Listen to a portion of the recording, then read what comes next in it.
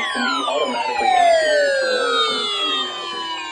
Tests of the signal and receiver's performance are normally conducted between 11 a.m. and noon each Wednesday. If your pandemic let us with your weather until the available storms until the next available good weather day. Reception of this broadcast and the warning alarm will vary at any given location. This variability, normally more noticeable at greater distances from the transmitter, can occur even though you are using a good quality receiver in good working order. The warning alarm will be activated for hazardous watches and warnings.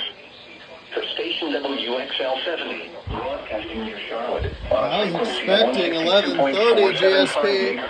The warning alarm will be activated for the following counties in North Carolina: Alexander, Lansing, Cabarrus, Catawba, Cleveland, in North Carolina, Cleveland, Lincoln, Mecklenburg, Montgomery, Richmond, Rowan, Stanley, and Union.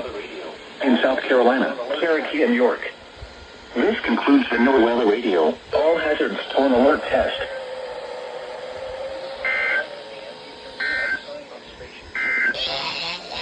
The Charlotte, North Carolina climate summary for yesterday, June 4th, 2024.